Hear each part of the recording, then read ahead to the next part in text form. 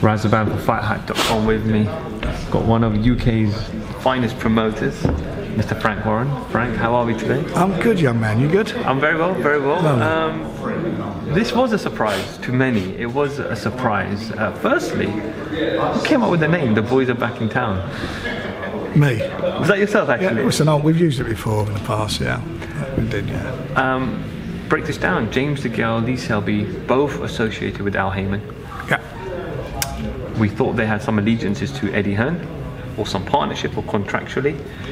They're now on a show on December 9th, the Copper Box, with yourself. How did this all manoeuvre? We've done a deal with Al's company to put the two guys on in London, and James, I'm delighted because obviously I signed him and yeah, we remember that Tony Benny press all those years ago, and signed, and he's been the road warrior. He's been on the road winning, defending his title. And now, for him to have his homecoming, I feel quite pleased and quite privileged we're working together again. And he's, a lot of water under the bridge. So I'm hoping that he comes through his fight well, and we can look at some good things to do together next year with him and with Al. It's something I'm quite committed to. And with Lee, we've been working, as you know, with. I work very closely with Josh Warrington. I've got a big affinity with him, and. He's now his mandatory challenger after beating Chellan a couple of weeks ago in Leeds.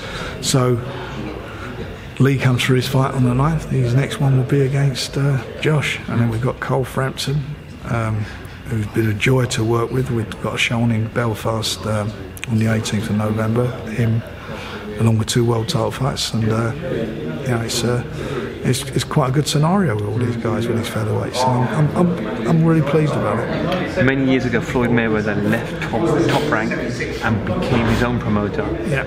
Do you see that potentially being the process for many fighters in the years to come? Look, there's been no fighter, very few fighters that have been with one promoter from the start of their career and stayed with them. I can't think of too many. Maybe Marvin Hagler with Bob Arum, Enzo Maccarinelli with me. But I'm not being disingenuous and probably thinking, can't remember others, but that's basically how it's been. That's how boxing is. And I'm quite sure down the road we'd be interested to see where Anthony Joshua goes next time around when his contract expires with Hearn. So things happen. That's what happens in boxing, and I've been around long enough and I've seen it over the years. This is my 4th decade in boxing. Wow. So I've been there and done. I haven't been born that many years. There you go. See, I'm an old geezer. So you see it, and it's nothing unusual, and everything in boxing is cyclical. 1 minute you're up, you're down, or something happens and goes on. You make decisions, and sometimes you may be pleased with the decision you make, or you might think, why did I do that? But we decided to start up Box Nation because we were sick of the way things were going on at Sky at the time, and we did it, and that became a doorway after all these years. 6 years later, a doorway to BT. So I'm pleased with what we've done, and James went off and done his thing, I went off and done my thing, and now here we are back together again, and I'm looking forward to him fighting on the show on the 9th. How's this influence been with BT support? I know when Carl Frampton announced he left Cyclone, there was rumours that he was going to go Matchroom. It looked like it was certain it was Matchroom with the pulling power and the finances. But how much have BT supported you in getting the likes of Carl, James? I mean, BT and I are in partnership together, and we're working together, and it's a great partnership, and it's a great situation for them, for me, and for the boxers. And I did say at the time, this is going to be a game changer, and it certainly is a game changer. People have choices, and they can make choices, and they can sit down with people and make a decision as to where they see their careers are and where they're going. And I'm quite sure that in time there'll be people who go back to the other side of the street. But I did this years ago with Barry Hearn. I was out of the game for a while, and I got shot years ago, and I was out of the game, and Barry Hearn, within a short period of time, all the fighters were there, and very short space of time, they all came back across the street, and he was out of the game.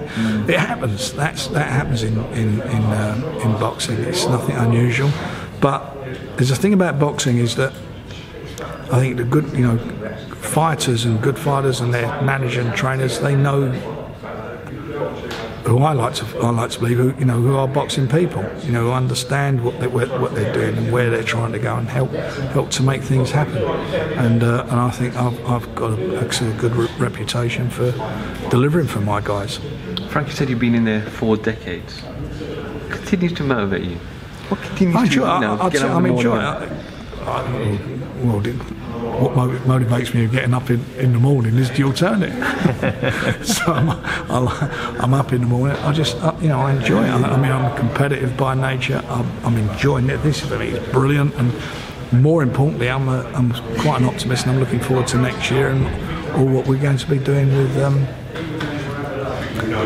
on BT and Box Nation with all these youngsters and these champions that we're working with at the moment.